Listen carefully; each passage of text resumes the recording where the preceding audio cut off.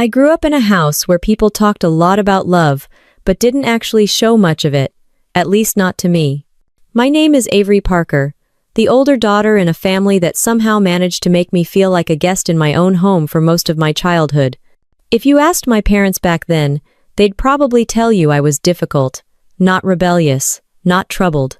Just difficult in the vague, useless way adults use when they don't understand their child and don't care enough to try. I was quiet. I kept to myself. I didn't cry at the right moments or laugh at the right jokes. I didn't cling to my mother's arm or run to my father when he came home from work. I wasn't cold, I just didn't know how to perform emotions on demand. But in my house, quiet translated to ungrateful, reserved translated to doesn't love us, and independent translated to problem. They never said it directly, but kids don't need explanations to understand where they stand.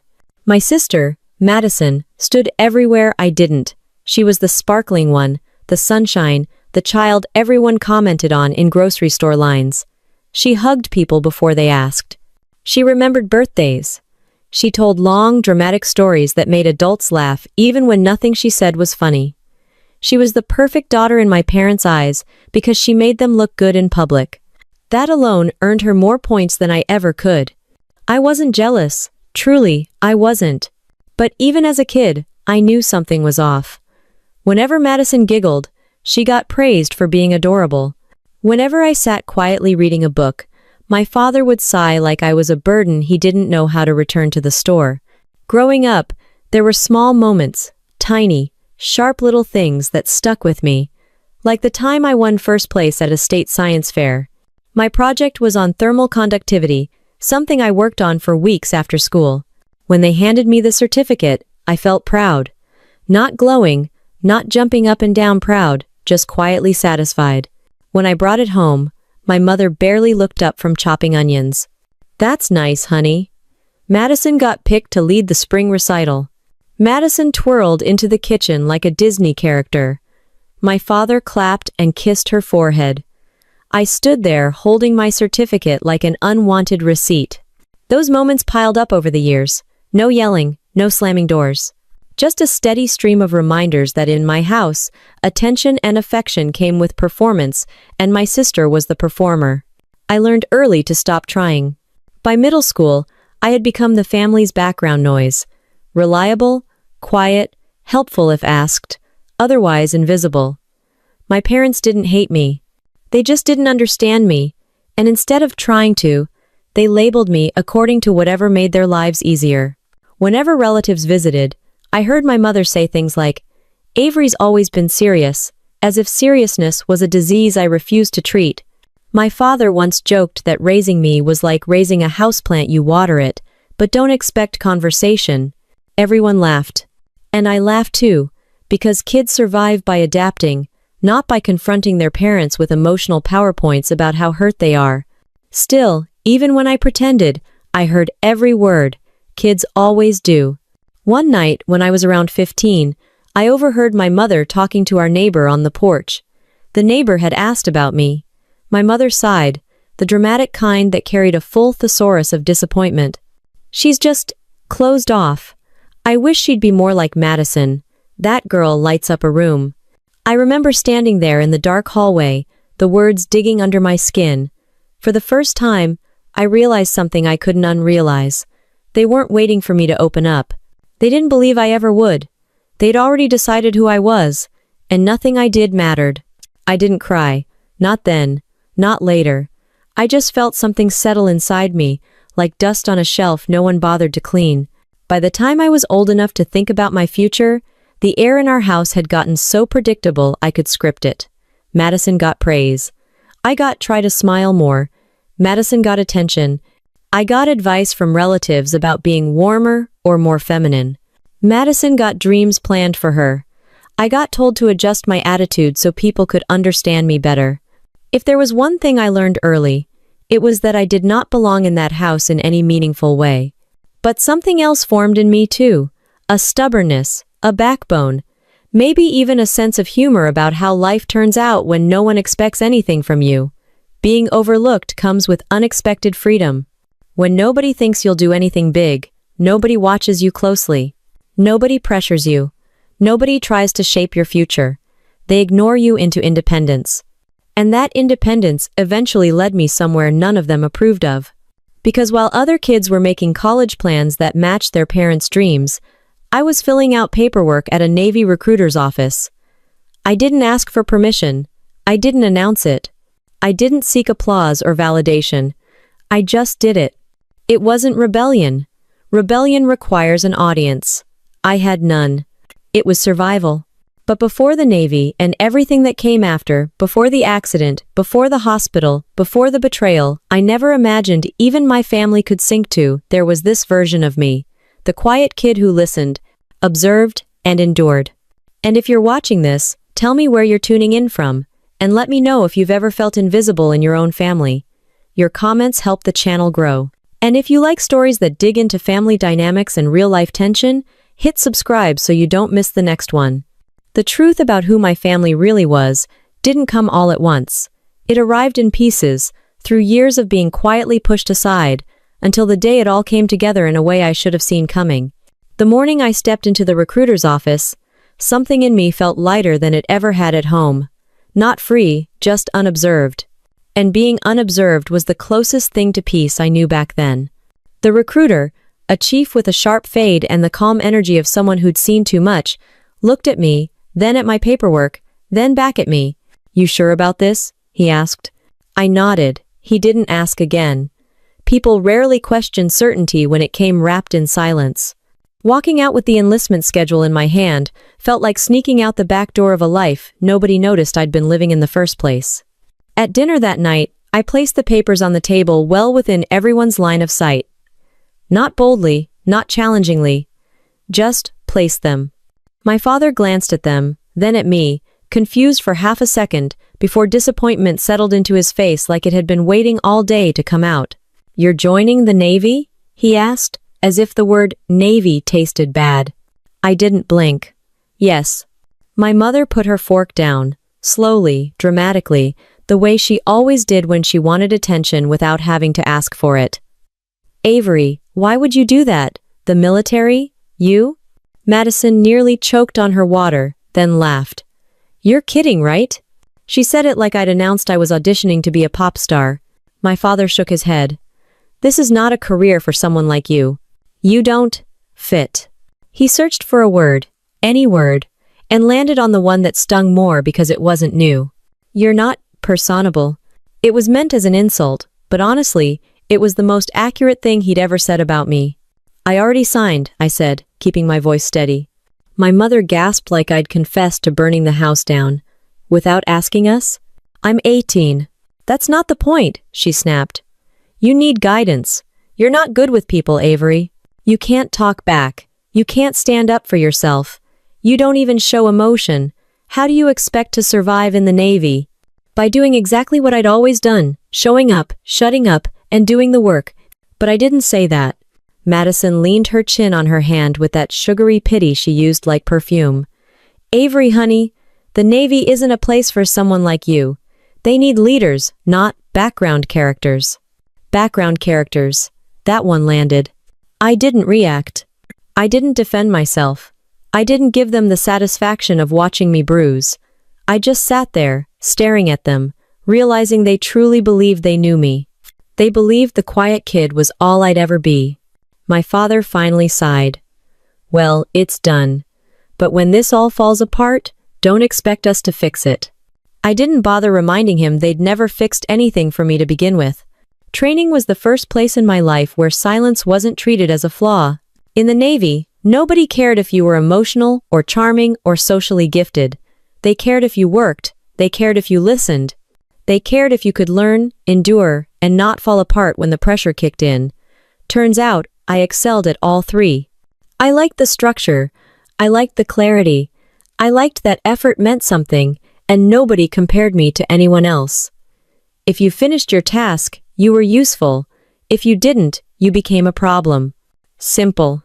On my third week of basic training, while doing ladder drills, a petty officer barked at me for moving too slowly.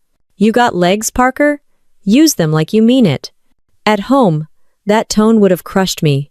Here, it pushed me. And for the first time, I didn't feel defective or out of place. I felt capable. I became the kind of sailor people relied on without needing to hear me talk. That was new.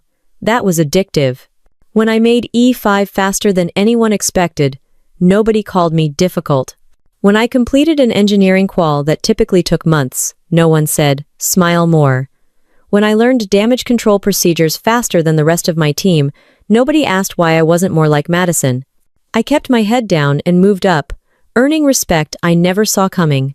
Whenever I called home, my parents didn't ask about my quals, my unit, or my assignments. They asked if I'd met any nice people who could help me open up. Madison always chimed in with something condescending about how, at least the uniform looks pretty. Eventually, I stopped calling unless required by holiday guilt. By the time I made lieutenant commander, I could practically hear my parents struggling to pretend they'd always believed in me. During one rare visit home, Madison announced in front of everyone that she'd started a lifestyle blog and already had 30,000 followers. My father kissed her forehead. "You're really going places, sweetheart." Then he looked at me and said, "Avery, what exactly is your job again? Something on ships, right?" I explained, briefly, what my responsibilities were. He nodded like I'd recited a grocery list. Madison clapped her hands. "Sounds stressful. Anyway, my followers love when I post morning routines." I actually laughed. Not loudly, not mockingly, just a quiet laugh at the absurdity of it all. They didn't get it. They would never get it. But I didn't need them to, not anymore. The truth was simple. The Navy didn't make me the enemy. My family did the moment I chose something they couldn't control or understand. And while they sat there talking about Madison's blog and her future career, I felt something shift inside me, like the first click of a lock, turning the right way after years of jamming. It wasn't pride. It wasn't rebellion. It was recognition, the kind that doesn't announce itself, but settles quietly and waits for the rest of your life to catch up. Rain had just started tapping against the metal rails when the call for the afternoon drill came over the speakers. I grabbed my gear without thinking. After so many years in uniform, the rhythm of training had become second nature. No questions, no complaints, just movement. Damage control training wasn't glamorous, but it mattered. Fires, flooding, structural hits, those things didn't care whether you were tired or dealing with family nonsense back home. You learned to respond because hesitation on a ship could kill everyone on board. I tightened the straps on my SCBA, checked the gauge, and followed my team into the training bay. The floor was slick from humidity, the kind of thin, invisible wet that turned steel surfaces into traps. Nobody liked it, but nobody stopped because of it either. "Ladder drill, quick rotation," the chief shouted. "Full gear, no shortcuts." Easy enough. I'd done it 1,000 times. Climbing the ladder wasn't the hard part. Descending with equipment on your back was. Weight shifts differently when you're carrying metal and air tanks. Your footing matters. Your balance matters. One bad angle, and well. My boot hit the first rung. Everything felt normal. Second rung, fine.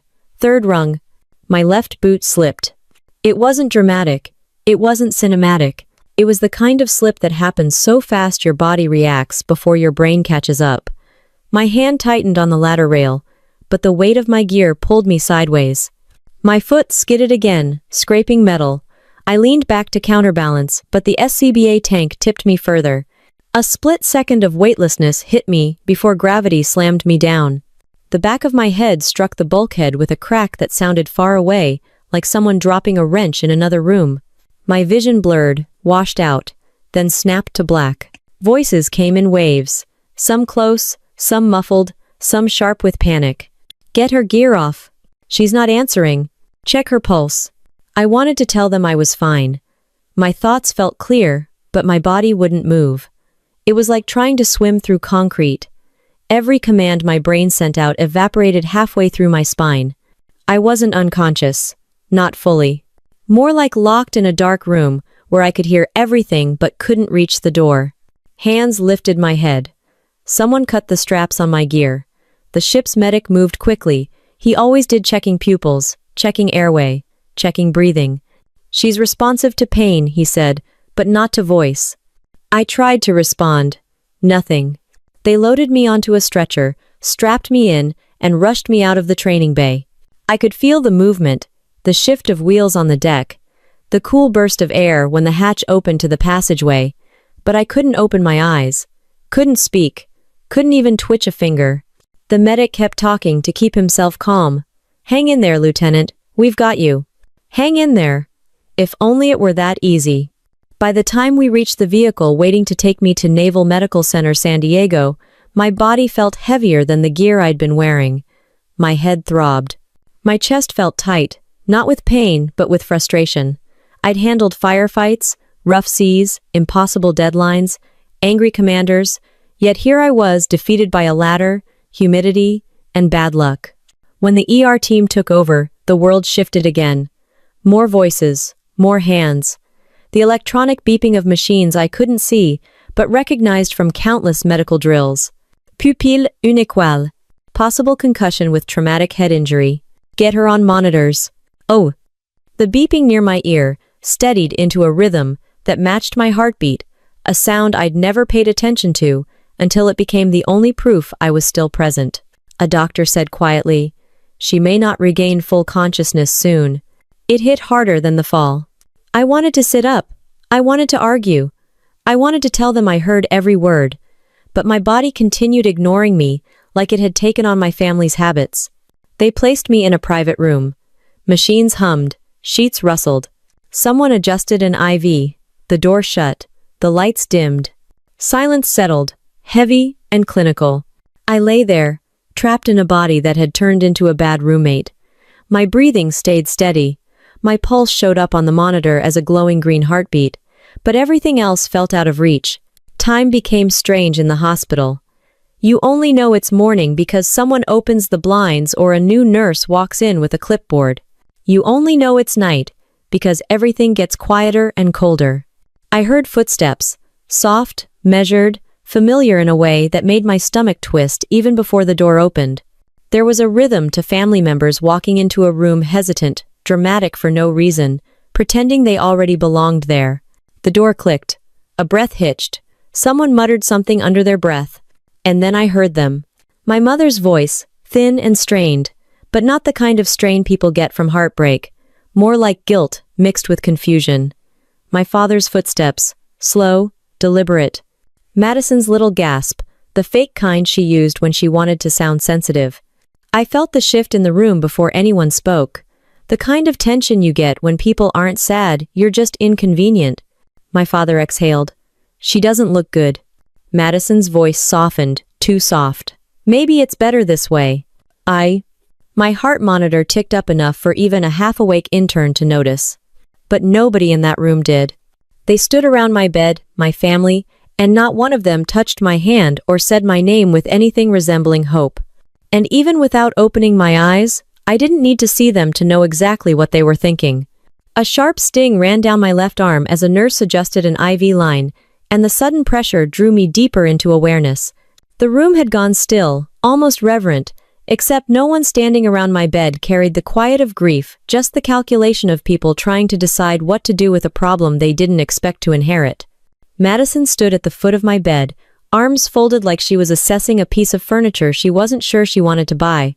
My father hovered near the window, hands in his pockets, avoiding every beep and breath that proved I was still alive. My mother sat closest, fingers laced tightly together on her lap, as if holding her hand still would make the situation cleaner, neater, easier. Not one of them spoke to me, not even to test whether I could hear.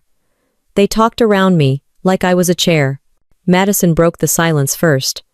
"The neurologist said she might not wake up at all, and even if she does, look at her." She sighed like she'd just walked into a messy living room she didn't feel like cleaning. "This isn't living." Living. Interesting word to throw around when you're staring at your own sister's face. My mother inhaled shakily. "We have to be realistic. Avery wouldn't want to suffer. She was always difficult, always pushing herself too hard. She wouldn't want to be trapped like this." I almost choked on the irony. She hadn't understood a thing about me since I was 12, so why start now? My father's voice came low, steady, the way he used to sound when grounding me for talking back. The Navy will cover the medical costs for a while, but not forever. Then he paused.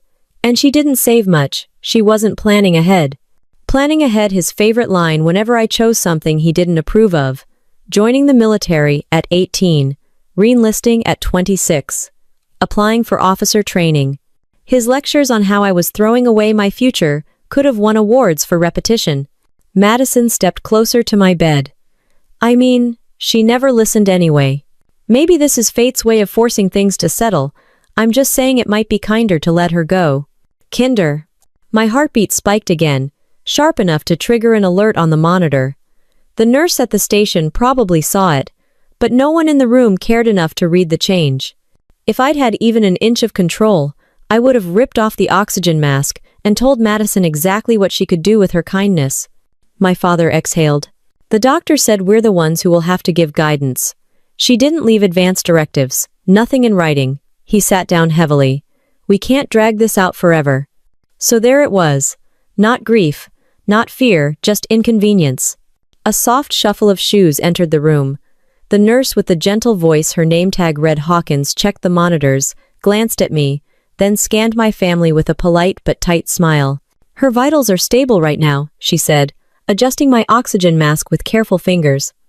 And she's showing eye movement during stimuli. It's subtle, but it's there. My mother blinked. I thought she wasn't responsive. Nurse Hawkins hesitated. She's not verbally responsive, but eye movement can indicate awareness. Madison waved a hand dismissively. Could be muscle spasms. That's normal, right? The nurse didn't answer the way Madison wanted. Sometimes awareness comes before physical movement. She leaned forward, her hands working slowly at my mask. And sometimes patients can hear more than they can show. The energy in the room shifted. It wasn't dramatic, just a tight pull of silence, the kind that made even the heart monitors seem louder. Madison rolled her eyes. Are you saying she can hear us right now? Come on. Nurse Hawkins didn't break eye contact with her. I'm saying it's possible. Then she turned back to me, her voice softening. And until we know for sure, we should speak to her like she's here. My mother stiffened. My father looked at his shoes. Madison's jaw tightened, like someone had slapped her with a truth she didn't want. A moment later, the nurse stepped out, leaving my family to a silence that felt heavier than any piece of equipment in the room. My mother cleared her throat. Well, even if she hears us, she wouldn't want to live hooked up to machines. She never liked weakness. Funny how they always framed their discomfort as my principles. Madison spoke next, her tone lower, almost defensive. She had her choices, she made her life hard, and she pushed all of us away. Don't act like this is some tragedy none of us saw coming. I would have laughed if my lungs worked. I hadn't pushed them away, I'd escaped. Big difference. My father rubbed his temple. The Navy doctor said if there's no improvement soon, we'll need to discuss next steps. Next steps. The phrase people used when they were trying not to say end her life. Madison leaned in closer, staring at my still face as if looking for permission to give up on me. We can't let her suffer like this. Her voice dropped to a whisper she probably thought sounded compassionate. Maybe letting her go is the right thing. The heart monitor beeped faster. And in the hallway, shoes clicked a brisk, purposeful rhythm. Nurse Hawkins walked back in carrying a tablet, but her eyes went straight to the monitor, then to my face. Something sharpened in her expression. She stepped closer, lowered her voice, and with a careful adjustment of my oxygen mask, she whispered, Avery, if you can hear me, blink. My chest tightened with a rush of hope that felt like electricity under my skin. I focused every ounce of strength I had left into a single command. Move, move, move. My eyelid fluttered. A small movement, but deliberate. The nurse's breath caught. There it is, she whispered. I knew it. My family froze, staring, each of them suddenly afraid of what that tiny movement meant for them, for their plans, their assumptions, their choices. Nurse Hawkins kept her voice steady, but there was steel underneath. She hears every word. A dull hum filled the room the moment Nurse Hawkins stepped back, but the air felt sharper, like someone had peeled off a layer of pretense. My eyelid had moved small, shaky, Barely noticeable, but it landed like a grenade in the middle of my family's tidy little funeral planning session. Madison stiffened first. Her smile flattened, her jaw clicked, and she leaned in as if proximity could force the truth into a shape she preferred. That wasn't intentional," she muttered. "Twitches happen. It's normal." My father didn't speak. He just shifted his weight, the way a man does when he realizes he may have said the wrong thing in the wrong room. My mother let out a thin, wavering breath. Maybe she's just reflexive. That's all. But Nurse Hawkins didn't even give them space to retreat into denial. She turned, her posture straight, her tone quiet but firm. "No, that was deliberate, and it wasn't the first time I've suspected she's aware." "Huh. If I'd had control over anything beyond my eyelids, I would have saluted her right then," Madison scoffed. "You can't tell that from one blink." The nurse didn't blink herself.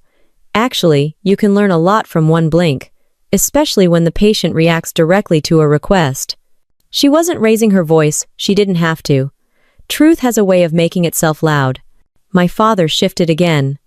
"So, what are you saying? That she's awake?" "She's conscious," Hawkins said, tapping the tablet.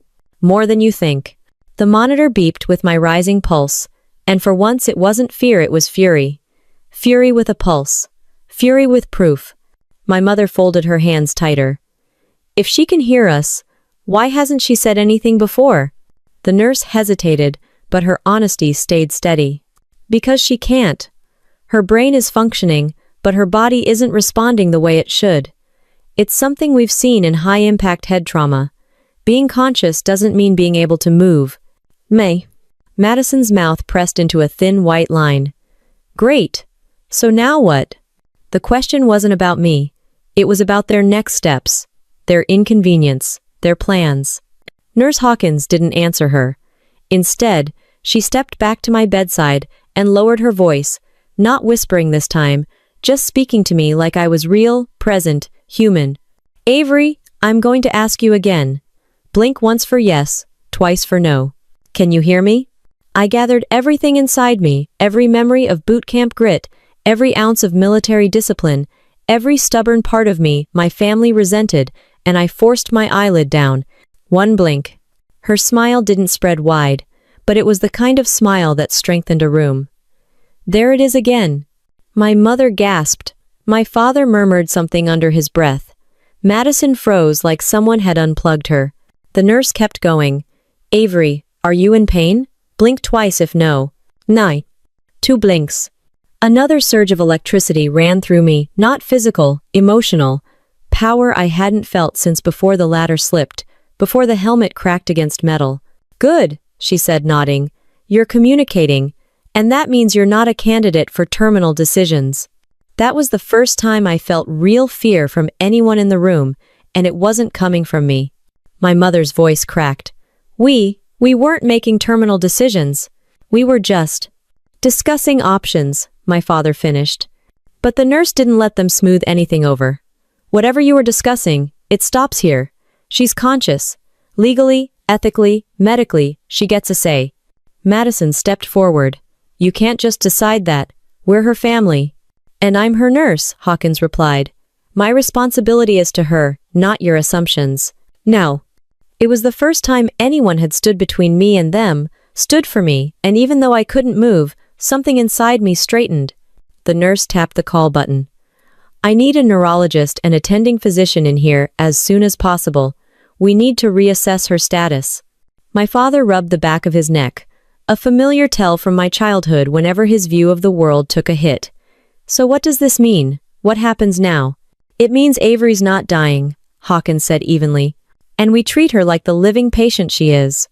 The door opened a few minutes later, letting in the neurologist, Dr. Rains, with a clipboard tucked under his arm and a look of cautious curiosity. He examined the monitor, checked the chart, then leaned in toward me. "I'm going to give you a command," he said. "Blink once if you understand." I blinked before he even finished the sentence. His eyebrows lifted. "Well, that's clearer than yesterday's exam." My mother wrung her hands. "But you said she wasn't responsive." "You told us." "That was before this," he replied matter-of-factly. "Locked in, states can shift. Sometimes awareness returns gradually. Sometimes it spikes unexpectedly. Her responsiveness right now is undeniable. Madison swallowed hard. So she's stuck like this? For now, Dr. Rains said. But if she can follow commands, therapy can help. Recovery varies, but this is not end-of-life territory. Oh. Nurse Hawkins shot a look toward Madison, and my parents, polite on the surface, pointed underneath. Exactly. Then she turned back to me, her voice steady. Avery, do you want us to keep fighting for your recovery? One blink. Strong. Immediacy. My mother covered her mouth. My father sat down heavily. Madison's expression twisted into something sharp, like she'd swallowed something bitter and didn't know how to spit it out gracefully. Maybe the nurse didn't see it. Maybe the doctor didn't either. But I did. Because for the first time since I'd woken trapped inside my own skull, I could feel something I hadn't allowed myself to reach for. Control. Not physically, not yet. But control nonetheless. Control over the narrative. Control over my survival. Control over the truth that was finally cracking its way into the open. Dr. Rains scribbled notes. We'll begin a full assessment. Imaging, reflex testing, cognitive evaluation. This changes her entire prognosis. My mother whispered, Avery, sweetheart, can you really hear us? My eyelid moved again, slow but deliberate. One blink. Her breath caught like she'd been hit. But Madison, my sister, who'd been so ready to unplug my life, stared at me like I had personally ruined her day. I didn't need movement to know her next thought. She preferred me silent. She preferred me gone. But now? Now she was going to have to face me living. A cold burst of air brushed my cheek when the neurologist stepped out, and the soft click of the door felt like a reset button on the room. The monitors hummed, the fluorescent lights buzzed, and my family stood in a line that looked less like loved ones and more like people waiting for a bus they weren't sure they wanted to get on anymore. Nurse Hawkins didn't move from my bedside. She rested one hand lightly on the rail, the way someone might steady a friend, not a patient. You're doing great, Avery, she whispered. Not for my family's benefit, but mine. We'll help you get through this. My mother gave a little cough, the polite, uncomfortable kind. I didn't realize she understood us. Her voice wobbled. We would have been more careful. Careful? A charming word to use instead of honest. Madison snapped. Well, this complicates everything. Then she caught herself and plastered on a softer tone. I mean, this changes what we need to consider. 1. My father let out a long exhale. We'll need to rethink next steps. Next steps again. Their favorite phrase. The polite American family version of, she's inconvenient alive. Nurse Hawkins cut a look so sharp it could have shaved metal. No one is making next steps without the ethics team, the physicians, and Avery's consent. She's communicating. She participates in decisions now. Her tone wasn't loud, but it hit like a command given on a flight deck. Madison crossed her arms. So what? We're just stuck. We're supposed to wait months? Years? The nurse didn't answer that one. She didn't need to. 2 seconds later, the door opened again this time, deliberately. 2 people stepped in wearing Navy uniforms. Lieutenant Grant from my command, and Chaplain Torres. Grant's eyes scanned the room instantly, the way military training sharpens your instincts into habit. His gaze landed on the monitors, then on me, then on my stiff, frozen family. We received an update on Lieutenant Parker's condition, he said, nodding toward the nurse in acknowledgement. Came immediately. My mother straightened as if someone had pulled her up by a string. We didn't expect, officers. Grant gave her a polite smile. We look after our own. Our own. Better family than the one I was born into. He stepped beside my bed. Lieutenant, if you can hear me, it's good to see you fighting. My pulse jumped. He noticed. He didn't flinch. Chaplain Torres stepped closer, her voice warm. We're here for you, Avery, whatever you need. My father cleared his throat uncomfortably, like the presence of uniformed personnel complicated the narrative he and my mother had been building. We were just discussing her care. The doctor told us it might, not improve. Grant didn't buy it for a second. The doctor also informed us she's showing signs of awareness, which means she's still fighting. And we honor that. Oh, Madison mumbled. Nobody's dishonoring anything. You're overreacting. Grant turned his head slightly. Not rude, just precise. The Navy does not overreact when a service member is still in the fight. A hush fell so hard, my mother's breath sounded like a door slamming shut. Nurse Hawkins stood taller. Chaplain Torres folded her hands. Even the heart monitor felt like it beeped with a little more confidence. Madison's lips tightened. Okay, but realistically, Hawkins quietly interrupted. Realistically, she's aware, and legally, we're required to treat her as such. My sister finally shut her mouth, but her eyes said everything. She hated the attention shifting away from her narrative. Grant stepped closer, lowering his voice so only I and the nurse could hear. Your team's been praying for you. They're rooting for you, Parker. For a moment, a warmth spread through me that had nothing to do with the IV drip. These were the people who knew discipline, determination, loyalty, not the people who'd assumed I was better off silent. My mother spoke up again, her tone suddenly gentle, too gentle. We just don't want Avery to be miserable. If she's locked in her body, she isn't anymore, Hawkins replied evenly. And with time, therapy can improve function. Madison gave a tight laugh. She can blink. That's not exactly a recovery. Grant looked directly at her. Not unkind, but unshakable. Ma'am, blinking saved entire captured units in Iraq and Afghanistan. Communication is communication. It's the foothold every comeback starts from. My sister's face went still caught between disbelief and irritation. He continued. She's a lieutenant in the United States Navy. She's endured worse than silence. The monitor beeped higher. I couldn't help it. My pride got louder. Chaplain Torres smiled. There she goes. That's the spirit we know. My father lowered himself into the chair, looking suddenly smaller, older. We didn't know she was conscious. You do now, Hawkins said simply. A long silence followed, one with weight, not emptiness. Finally my mother whispered, Avery, sweetheart, we didn't mean harm. I blinked once. Not for forgiveness, just acknowledgement. Madison paced to the window. This doesn't change the fact that she needs someone to make decisions. She can't do that with one eyelid. Mine. Nurse Hawkins folded her arms. She can if we give her the tools. Grant nodded. Her command will support whatever adaptive tech she needs. We'll make sure she gets it. My sister muttered. Just loud enough. Of course they will. She forgot one thing, though.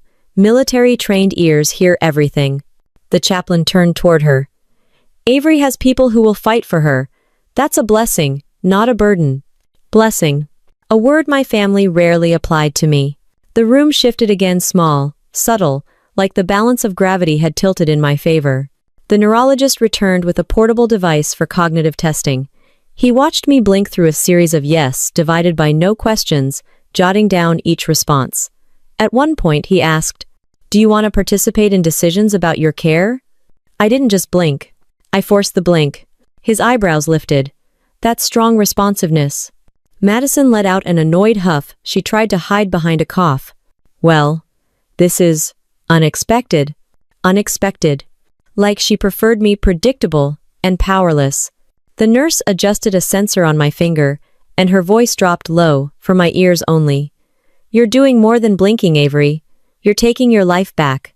The monitor ticked in agreement. For the first time since I woke in that trapped silence, something in me expanded like a lung, taking a full breath for the first time after being bruised. I wasn't just surviving. I was becoming undeniable. The lights above me buzzed softly as the room settled into a strange, uneasy quiet. My family huddled near the window, three silhouettes trying to make sense of a situation they no longer controlled. Their whispers mixed with the hum of machines, but their tone had changed. Less decisive, less certain, more afraid of what else might come to light. Nurse Hawkins remained at my bedside like she'd appointed herself guardian of my consciousness. And frankly, I welcomed the upgrade. She checked my monitors, then leaned closer and lowered her voice. Avery, we're going to take this one step at a time. I want to help you communicate more than just yes or no. My pulse responded with a soft spike. Hope again. Not the dramatic movie kind, just enough to feel like oxygen turning sharper in my chest. Before she could continue, the door opened and a new figure entered. Young, focused, wearing medical scrubs and a badge that read, Stevens, Speech Therapy. He nodded toward me respectfully. Lieutenant Parker, I'm here to help you with communication tools. Nurse Hawkins briefed me. My mother perked up, probably relieved someone with no context was entering the room. Is this really necessary? We don't want to overwhelm her. Stevens didn't blink. She's showing cognitive responsiveness. Communication is the next step. Madison rolled her eyes like she had personally invented the field of neurology, and everyone else was catching up. Stevens pulled a small tablet from his bag and placed it on a swivel mount near my bed. The screen lit up, with oversized letters arranged in a grid. I'm going to track your eye movements, he said calmly. When you focus on a letter, the device will register it. It may take practice. He positioned it and stepped back. Avery, look at the letter A. I focused on it as hard as my brain would allow. A soft chime sounded. My mother gasped. My father sat up. Madison's jaw clenched. Hawkins barely hid her grin. Stevens nodded. Good. Again. We tried E. Then R. Then Y. A-E-R-E. Not perfect spelling, but close enough for a debut. Stevens laughed under his breath. She's sharp, Madison muttered. She picked easy letters. The nurse muttered back, and you picked the wrong day to speak loudly.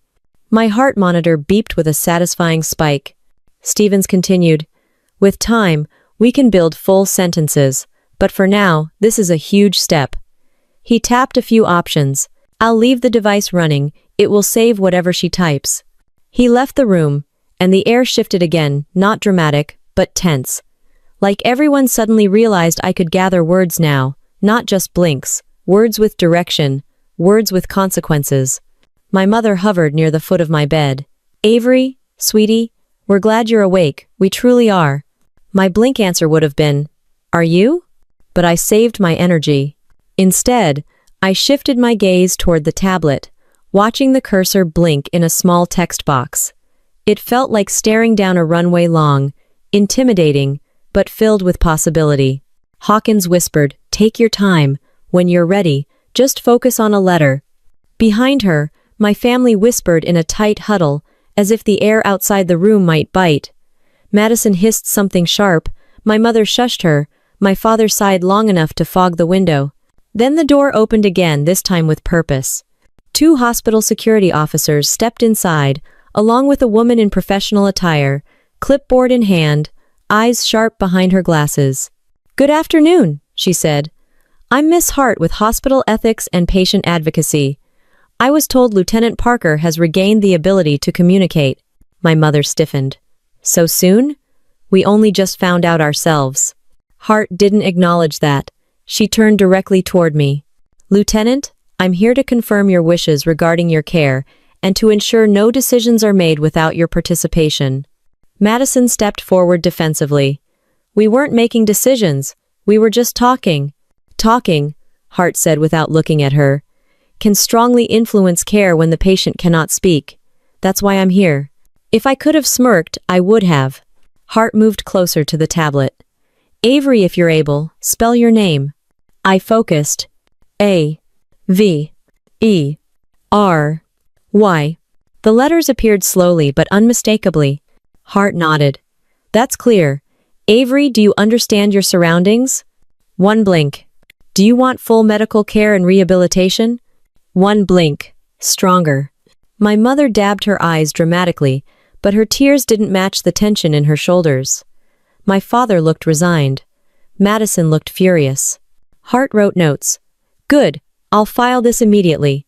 From this moment forward, all decisions must involve the patient. No. All 3 of their faces tightened at once. Hawkins exhaled like she'd been holding a breath through an entire minefield. Then something unexpected happened. Hart stepped back from my bed, folded her arms, and addressed my family directly. One more thing, she said. Lieutenant Parker is entitled to privacy in her care. If at any point she indicates discomfort or distress with visitors, we must honor that. Madison scoffed. Are you saying she can ban us from the room? If she chooses. My mother gasped. She would never. But I had already shifted my gaze to the tablet again. The cursor blinked. The screen waited. My family watched. Slowly, deliberately, I spelled S-T-A-Y, then H-A-W-K-I-N-S.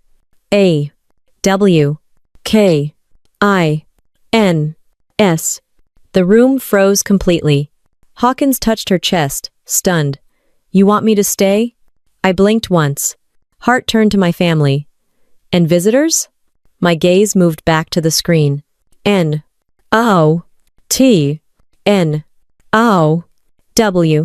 My father's face fell. My mother's eyes reddened. Madison looked like she'd swallowed a lemon dipped in battery acid. Hart nodded, firm. Then that will be enforced. My family tried to protest, but Hawkins was already stepping closer to me, not in triumph, just in solidarity. Hart gave one last nod. We'll review everything again soon. Lieutenant, you're safe. The ethics officer and security team left. My family lingered for a moment, stunned, confused, wounded, but one thing was certain: they were no longer in control of my fate. Madison lingered the longest.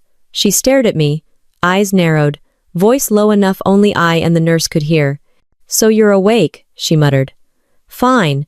Then don't expect us to fix your mess when this all falls apart. Hawkins froze. My pulse shot up. But I didn't blink. I didn't need to. The monitor told the truth for me, loud, steady, unafraid.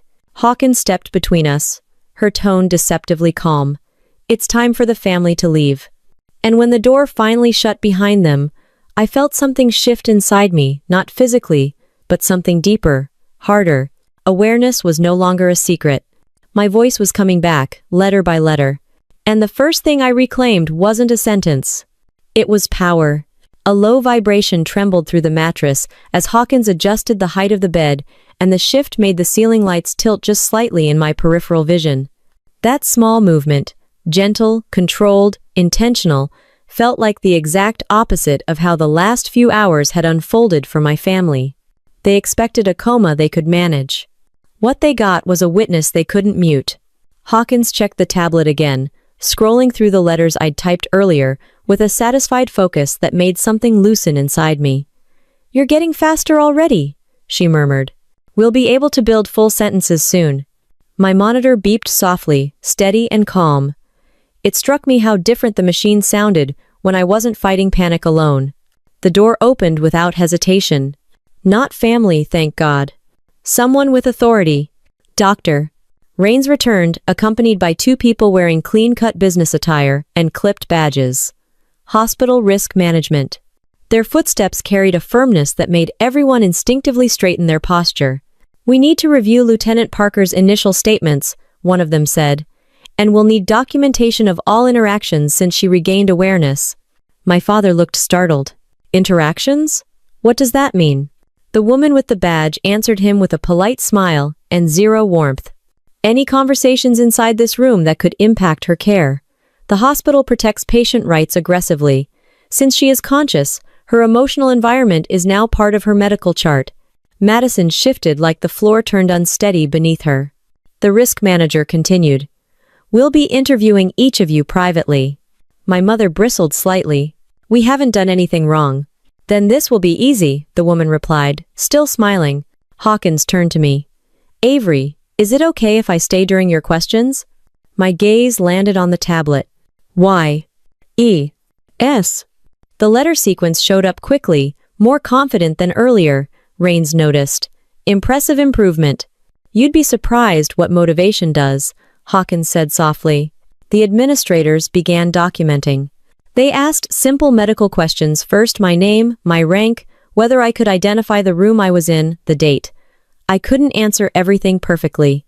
But each time I focused on a letter, the machine chimed in quiet recognition. When they finished, one of the administrators said, We'll need to conduct family interviews now, in separate rooms. The air in the room tightened. My father looked uneasy. Is that necessary? We can speak together. No, the administrator said. Not for this. Madison muttered. This is ridiculous. The administrator didn't even blink. We're dealing with a conscious patient whose ability to speak was suppressed for days while critical discussions occurred around her. We must confirm consistency in everyone's accounts. Everyone froze. My mother spoke first. Avery knows we were trying to help. We weren't discussing anything extreme. Hawkins' eyebrows twitched in a way that made my heart rate tick up 2 beats. The administrator nodded politely and wrote something down. Very well, we'll verify. They gestured toward the hallway. Mr. and Mrs. Parker, we'll start with you. My father hesitated before standing, like he needed a moment to locate his balance. My mother followed, casting a fleeting, anxious glance at me, the kind of glance people give when they suddenly realize someone might be able to contradict the story they've been telling. When the door closed behind them, the air lifted, like someone had cracked open a window in a suffocating room. Madison stayed. Of course she stayed. She stepped closer to my bed, the safe side, where she could look down at me without standing too close to the nurse. Her voice dropped. I'm not sure what you think you're doing. None of this makes anything better. You know that, right? My pulse didn't spike. Not this time. She continued. You're dragging us into chaos. This is going to blow up into some legal mess. Emotional mess, everything you always create. Always. That word they used whenever I broke the mold they built for me without my consent. Hawkins moved before Madison could continue. She didn't touch her, didn't raise her voice, just stepped between us, with a calmness that radiated authority. That's enough, she said quietly. Madison scoffed. I'm talking to my sister. No, Hawkins replied. They asked simple medical questions, first my name, my rank, whether I could identify the room I was in, the date. I couldn't answer everything perfectly. But each time I focused on a letter, the machine chimed in quiet recognition. When they finished, one of the administrators said, We'll need to conduct family interviews now, in separate rooms. The air in the room tightened. My father looked uneasy. Is that necessary? We can speak together. No, the administrator said. Not for this. Letters came slower this time, but true. T. I. R. E. D. Hawkins nodded. That makes sense. You've had a lot of stimulation. She dimmed the lights a little and adjusted the blanket around my legs. A simple gesture, but it held more compassion than anything my family had offered since the day I enlisted. The room stayed peaceful until the administrators returned. One sat down near my bed, flipping through a file. Lieutenant Parker, she said softly, we have a question for you. It might be difficult, but it's important. Hawkins stayed close, ready, supportive. The administrator continued, Did anything happen today that made you feel unsafe or uncomfortable? My eyelids blinked once. Yes. She nodded. Can you clarify? You can spell it out. I turned toward the tablet. Step by step, letter by letter, M, A, D, I, S, O, N, a pause. Then, C, O, M, M, E, N, T, S. The administrator's face didn't change, but her pen moved fast. Thank you, she said gently. That helps us protect you properly. She stood and gestured toward the security officer. No unsupervised family visits until further review. The officer nodded and stepped outside. It wasn't revenge. Not yet. But it was the first boundary I'd ever been allowed to set with my family, and the first time the world listened. Hawkins checked my vitals again. Her tone softened. You're doing exactly what you need to do, Avery. My pulse steadied varm. Present. Alive. Somewhere down the hall, I heard my sister's raised voice, a sharp, frustrated sound clashing with the calm professionalism of hospital walls. Hawkins shook her head. They're not used to losing control of the narrative. No, they weren't. But they were learning, and I wasn't the silent one anymore. Footsteps echoed down the hallway, sharp, irritated, too fast to belong to anyone, calm right before the door swung open, and Grant re-entered with a stack of folders tucked under his arm. Letters came slower this time, but true. T. I. R. E. D. Hawkins nodded. That makes sense. You've had a lot of stimulation. She dimmed the lights a little and adjusted the blanket around my legs. A simple gesture, but it held more compassion than anything my family had offered since the day I enlisted. The room stayed peaceful until the administrators returned. One sat down near my bed, flipping through a file. Lieutenant Parker, she said softly, we have a question for you. His voice stayed level, but the words landed with weight. We're ensuring nothing gets buried. The monitor beside me ticked steadily, but a faint adrenaline jolt buzzed through my chest. Buried. The exact thing my family hoped my awareness would be. The door opened again, softer this time, and Chaplain Torres stepped in with 2 more officers behind her. One wore medical insignia, the other wore JAG Corps tabs. The atmosphere shifted immediately. You could measure it in temperature. He scanned the room, taking stock the way officers do when they expect things to have shifted since they last stepped out. They've briefed us, he said, handing the folders to Dr. Rains. We brought copies of Lieutenant Parker's medical rights, plus our own internal report from the command.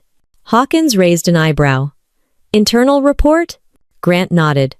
Standard procedure whenever a line of duty injury has potential legal consequences, especially one connected to training equipment. No.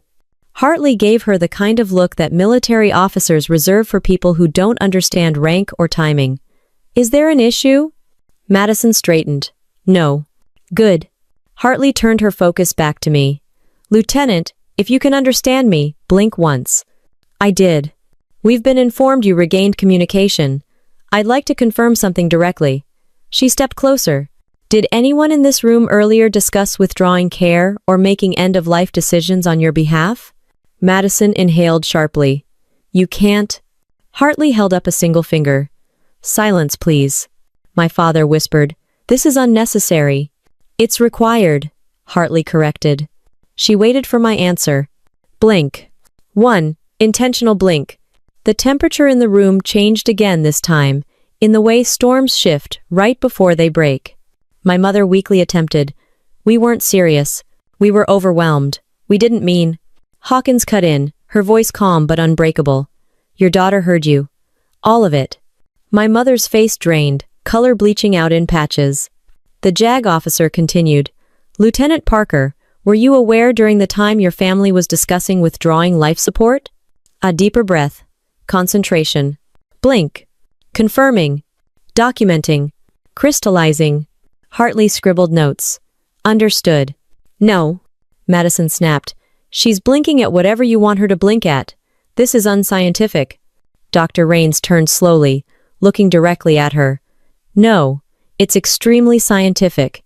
And the fact that you think you understand neuroscience better than the attending physician is interesting. That was the medical equivalent of a slap. Grant stepped forward. His tone remained even, but it carried the weight of someone accustomed to giving orders that got followed. We also obtained statements from personnel who witnessed the family's earlier comments in the hallway and waiting room. Madison froze. What statements? Staff overheard things, he said simply. Our duty is to investigate. My father swallowed hard. You're blowing this out of proportion. Families say things when they're stressed. Hartley replied, they don't plan funerals for conscious service members. That landed like a verdict. My mother's lip trembled. We didn't know she was conscious. And you didn't ask, Hawkins replied softly. Silence fell. Not peaceful, not empty. Just heavy enough that even the machines seemed to lower their volume. Hartley redirected the conversation. Lieutenant Parker, now that you're able to communicate reliably, the Navy needs to know whether you want to designate a different person as your medical proxy. My gaze moved immediately to the tablet. This time, I took my time. Letter by letter. Slow, deliberate. N. O. N. T. F. A. M. I. L. Y? Grant nodded, not surprised. That aligns with what we anticipated. Hartley continued. Do you have someone in mind? My gaze drifted to Hawkins. Her eyes widened. Me? He blinked. One clear yes. My father reacted first. Absolutely not. She's just a nurse. Hawkins didn't even turn. Hartley did. And her voice cut like glass. She is the only one in this room who acted in the patient's interest. Madison's lip curled. This is insane. You can't just put some stranger in charge of. Enough, Hartley said. Lieutenant Parker gets to choose, and she has. My mother whispered, Avery, sweetheart, we love you. The tablet waited. The cursor blinked.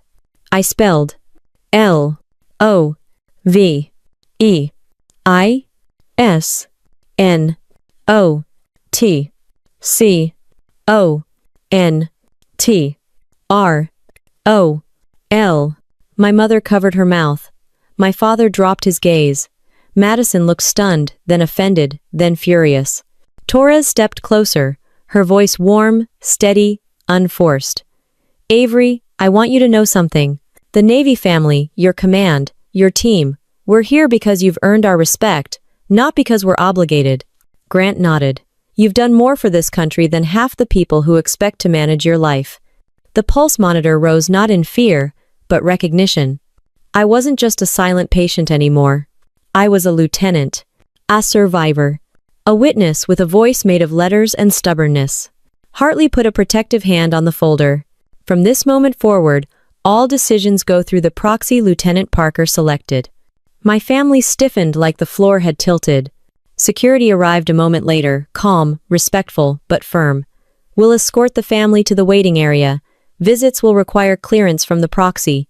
Hawkins looked to me for confirmation. Blink. Security moved. My father protested. My mother cried. Madison hissed something angry that bounced uselessly off the walls. But the door closed behind them with a quiet, final click. Hawkins adjusted the blanket at my feet. You did the right thing. My eyelids fluttered.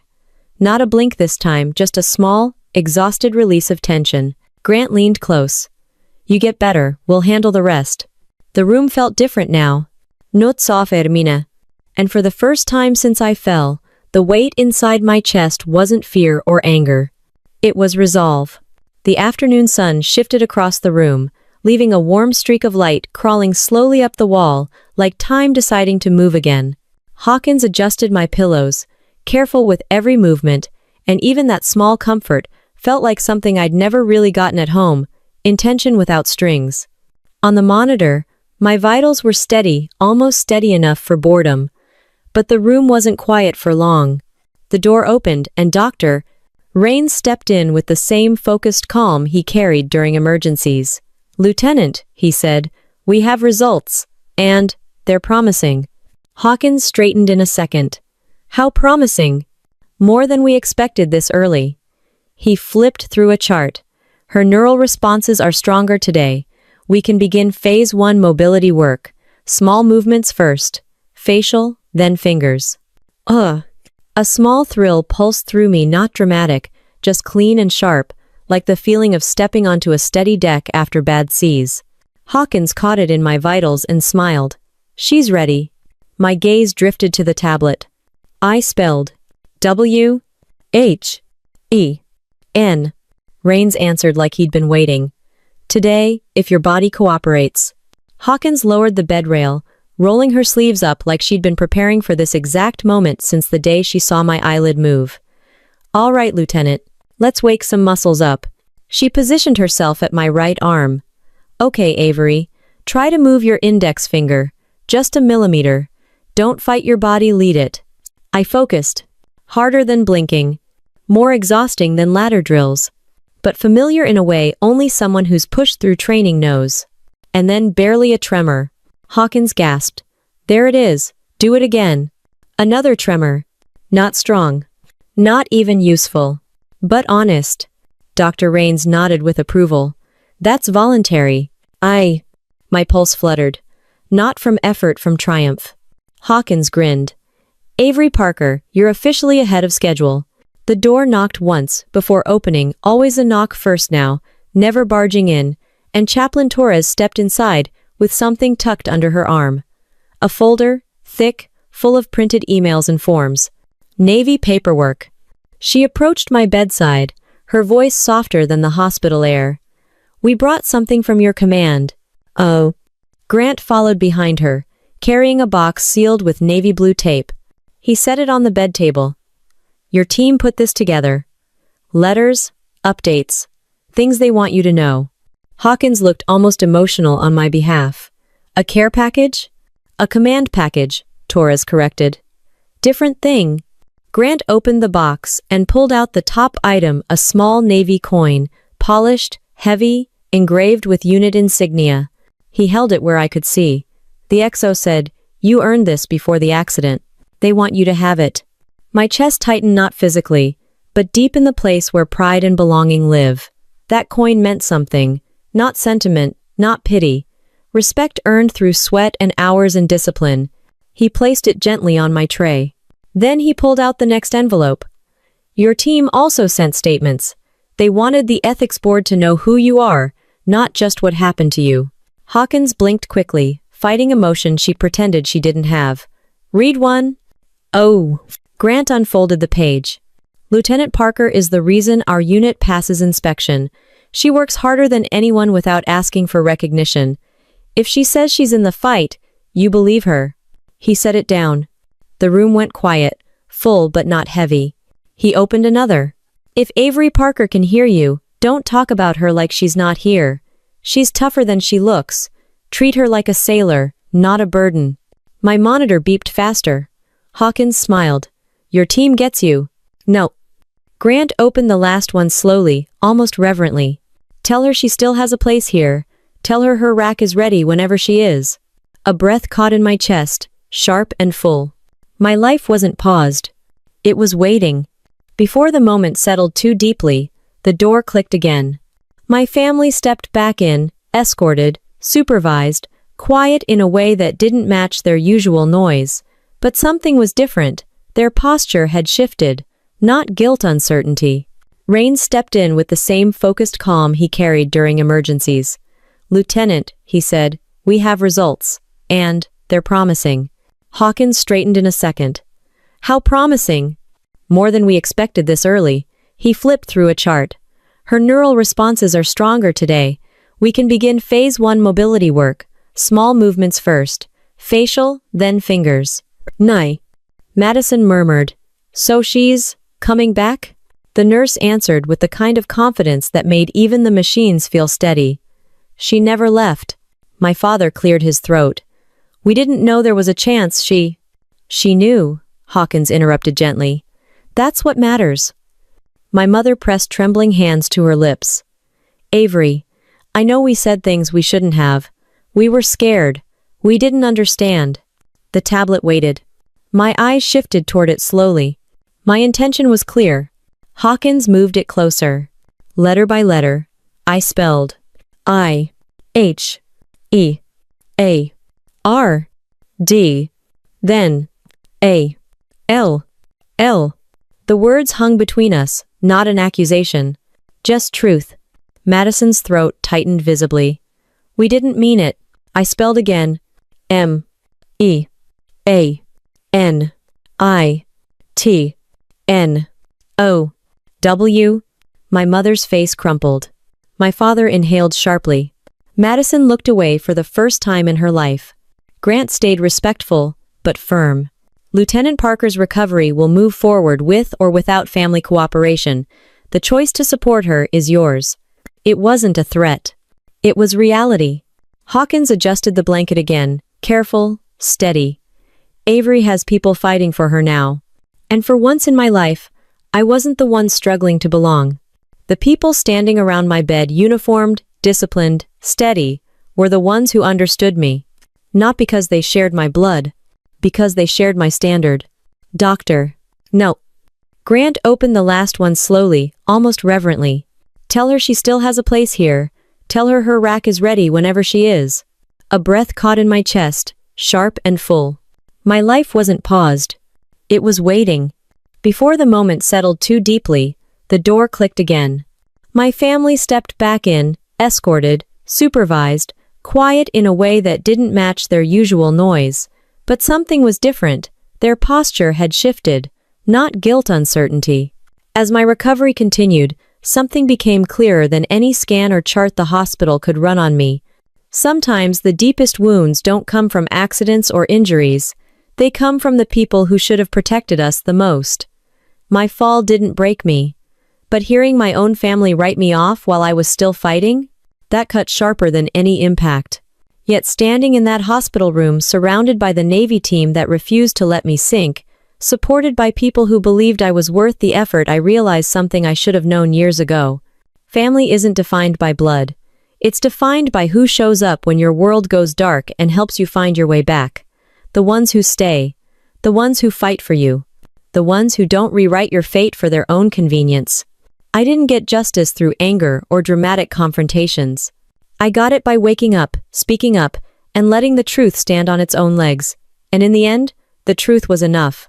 If you've ever lived through betrayal, whether it came from a partner, a sibling, or someone who swore they loved you, I hope my story reminds you of something important. You're allowed to rise anyway.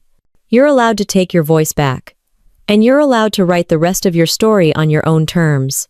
If you'd like more cheating stories, revenge stories, and real, grounded tales about husband betrayal and family loyalty put to the test, don't forget to subscribe to the channel and leave a comment. Tell me what part of Avery's journey stayed with you. Your voice matters here.